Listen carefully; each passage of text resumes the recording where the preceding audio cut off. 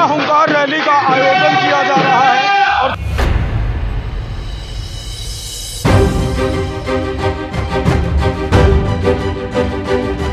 तस्वीरें आप देख पा रहे हैं। रणदीप सिंह सुरजेवाला मंच पर पहुंचे हैं और कार्यक्रम चल रहा है युवा हुंकार रैली। कांग्रेस के प्रत्याशी आदित्य सुरजेवाला के समर्थन में काफी जो है हजारों युवाओं ने समर्थन दिया और युवा हुंकार रैली के माध्यम से मजबूत हो रहे हैं आदित्य सुरजेवाला। तस्वीरें आप कैमरे के सामने दिखाऊं तो रणदीप सिंह सुरजेवाला का एक स्वागत कार्यक्रम चल रहा है, जहाँ हिंदू स्कूल है अम्बाला रोड का, वहाँ पर यह कार्यक्रम है।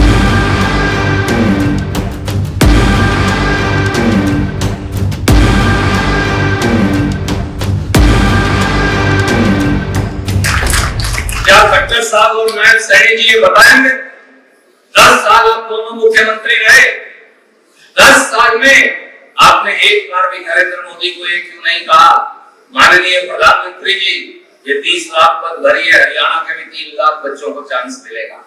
वो कभी नहीं कहेंगे क्योंकि उनकी कुर्सी डगमगाती है नरेंद्र मोदी को देखकर। उनके अंदर हिम्मत नहीं है, उनके अंदर ये हिम्मत नहीं है कि वो ये हिमाकत कर सके कि नरेंद्र मोदी जी से सवाल पूछ सके। अरे उनसे नहीं भी पूछना था, अपने तो 2 लाख भरते थे, वो भी नहीं भरे। हरियाणा में उद्योग पलायन करने लग रहा है साथियों, बाकी की नौकरियां कहां से आएंगी? हरियाणा में 10 लाख 15 लाख नौकरियां और चाहिए हमें आज के दिन। केवल 2 लाख से काम नहीं चलेगा, हरियाणा में कम से कम इमीडिएटली 10 लाख नौकरी और चाहिए। वो 10 लाख नौकरी कहां से आएगी? 10 लाख नौकरी नौजवानों को मिलनी वो निजी क्षेत्र से आएगी, प्राइवेट सेक्टर से आएगी। उदाहरण के तौर पे ये हमारा हिंदू स्कूल है, सैकड़ों लोगों को ये रोजगार देते हैं। ऐसी ऐसी संस्थाओं को, फैक्ट्री की भी मैं बाद में बात करूंगा।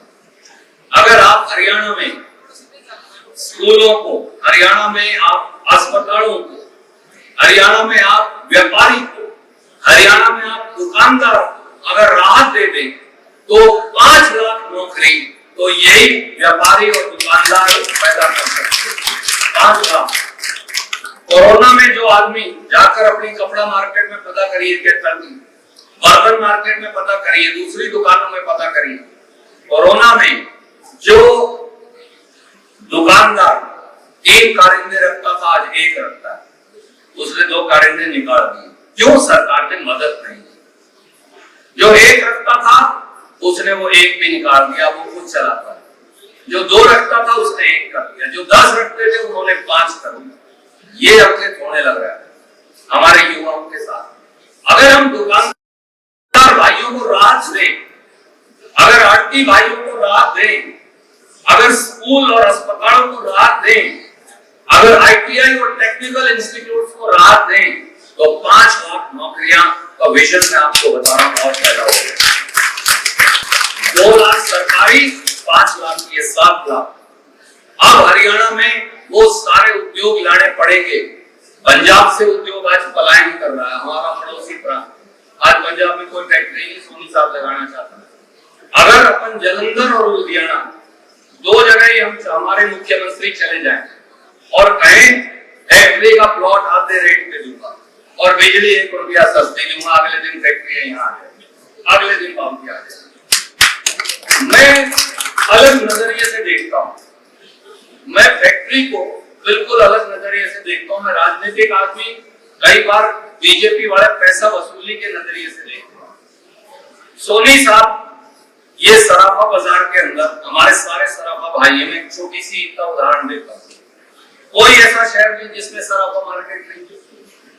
ये इनके पास आभूषण के जो कारिंदे वो काम करते हैं, कुछ यूपी बंगाल के भी हैं, कुछ अपने बच्चे भी। इनकी हर दुकान पे 1 से 2 कारिंदा काम करता है। लड़कियों को बहुत सारा रोजगार मिलता है, बेटियों को। अगर हम सराफा मार्केट को हर इलाके के अंदर थोड़ा सा पैसा इनके खाते में डालना शुरू कर दे तो ये और बच्चे नौकरी रखना शुरू कर दें और इनका बिजनेस भी बढ़ जाएगा, अपने बच्चों को रोजगार भी मिल जाएगा। कुछ नया सोचने की जरूरत है। जो बड़ी फैक्ट्री हरियाणा में आए, लुधियाना से, अमृतसर से, जालंधर से, बहुत दूर जाने की जरूरत नहीं ना चीन तक। पहले लुधियाना, अमृतसर, जालंधर वाले ले आओ जो आना चाहते हैं। भोपाल से फैक्ट्रियां जाना चाहती हैं। अब तो गुजरात की फैक्ट्री भी पलायन करने लगी है, वो आना चाहती है, राजस्थान की फैक्ट्री पलायन करना चाहती है, उत्तर प्रदेश की नोएडा की सारी फैक्ट्रियां पलायन करना चाहती हैं।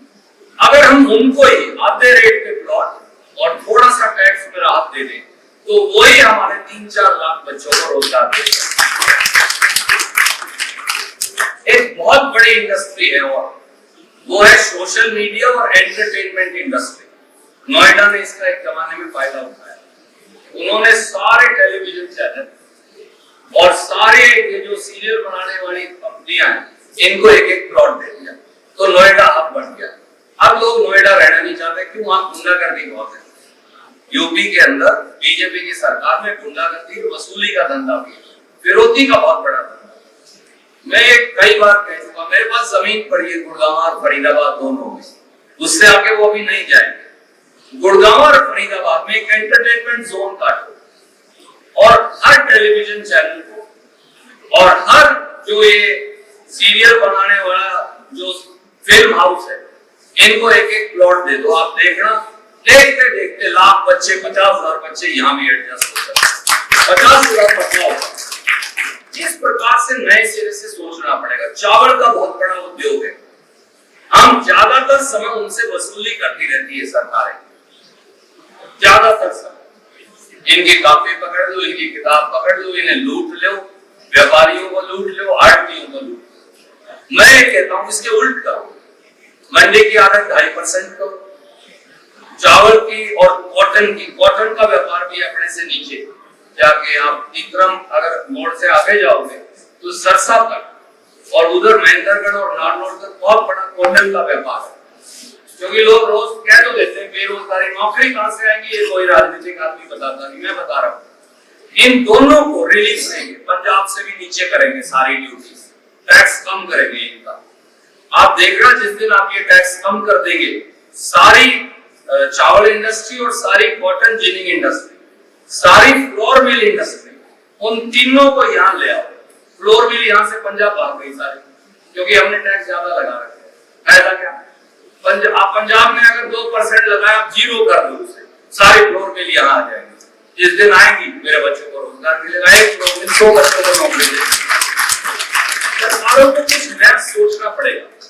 इस तरह के कई सेक्टर्स के बारे में मेरे पास आइडिया है और ये टोटल रिलीफ 2-3 हजार करोड़ का, इससे ज्यादा का नहीं है भाई साहब। 3,000 करोड़ खर्चना पड़ेगा।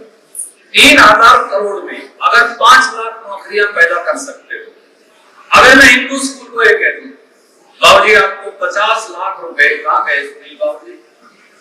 अभी